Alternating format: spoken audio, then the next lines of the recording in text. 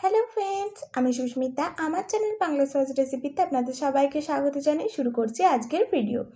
আজ আমি আপনাদের সাথে দারুণ একটা ঠান্ডা রেসিপি শেয়ার করব। রেসিপিটি হলো দই লস্যি। আমরা গরমকালে কিন্তু দই লস্যি খেতে ভীষণই পছন্দ করি।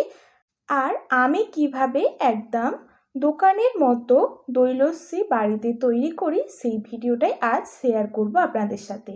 তাই কথা না বাড়িয়ে চলুন দেখে নিই আজকের রেসিপিটি। এরপর আমি একটা বড় মিক্সিং জার নিয়ে নিয়েছি। এর মধ্যে দিয়ে দিচ্ছি টক দই।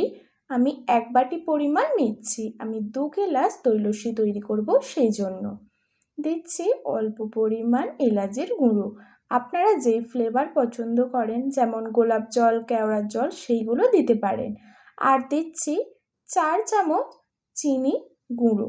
আমি এখানে গুঁড়ো চিনিটা ব্যবহার করছি, আপনারা চাইলে দানা চিনিও ব্যবহার করতে পারেন। আর দইটা খুব একটা টক নয়, সেই জন্য আমি এখানে প্রতিটা গ্লাসের জন্য 2 চামচ চিনি ব্যবহার করছি। আর দিচ্ছি স্বাদ অনুসারে বিট লবণ আর অল্প লবণ। এরপর দিয়ে দিচ্ছি 4 চামচ পাউডার মিল্ক। আমি 2 গ্লাস লস্যির জন্য 4 চামচ পাউডার মিল্ক ব্যবহার করছি। আপনারা চাইলে এখানে খোয়া ক্ষীরও ব্যবহার করতে পারেন। এরপর অল্প পরিমাণ জল দিয়ে দিলাম। আমি জলটা ঠান্ডা ব্যবহার করেছি। আপনারা চাইলে এখানে বরফের টুকরো ব্যবহার করতে পারেন, এটা আরও ঠান্ডা তৈরি করার জন্য। এরপর এটা ভালোভাবে মিক্সারে মিক্স করে নিয়েছি। দেখুন দই লস্যি কিন্তু একদম রেডি। আর ওপরে দেখুন অনেকটাই ফেনা হয়ে এসেছে পাউডার মিল্কটা দেওয়ার কারণে। আর এই দই লস্যিটা খেতে কিন্তু ভীষণই ভালো লাগে আর বাড়িতে খুব ইজিভাবেই তৈরি করে নেওয়া যায়।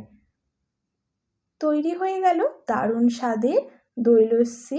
দেখুন দেখে কিন্তু ইচ্ছে করছে খেতে। তাহলে অবশ্যই আমার বাড়িতে এই রেসিপিটি ট্রাই করে দেখবেন। ভিডিওটা কেমন হয়েছে অবশ্যই কমেন্ট করে জানাবেন। ভালো লাগলে বন্ধু পরিজনদের সাথে শেয়ার করবেন। আমি ওপর দিয়ে কিছু ড্রাই ফ্রুটস দিয়ে দিচ্ছি। আমি এখানে নিয়েছি আমন্ড আর পেস্তা, একটু লম্বা লম্বা করে কেটে রেখেছিলাম, দিয়ে দিচ্ছি। আপনারা চাইলে এখানে কাজু বাদামও ব্যবহার করতে পারেন। আর একটু ওপর থেকে দিয়ে দিচ্ছি কয়েকটা কেশর। আপনাদের কাছে এটা যদি না থাকে আপনারা এটা অ্যাভয়েডও করতে পারেন। তৈরি হয়ে গেল দারুণ স্বাদের দই লস্যি। আমার চ্যানেলে নতুন বন্ধু হয়ে থাকলে অবশ্যই আমার চ্যানেলটা সাবস্ক্রাইব করে নোটিফিকেশান বেলটা অন করতে ভুলবেন না, আমার নিত্য নতুন রেসিপির আপডেট সবার প্রথমে পাওয়ার জন্য। আজ আসি, আবার কোনো নতুন ভিডিওর সাথে দেখা হবে। সবাই ভালো থাকবেন, সুস্থ থাকবেন।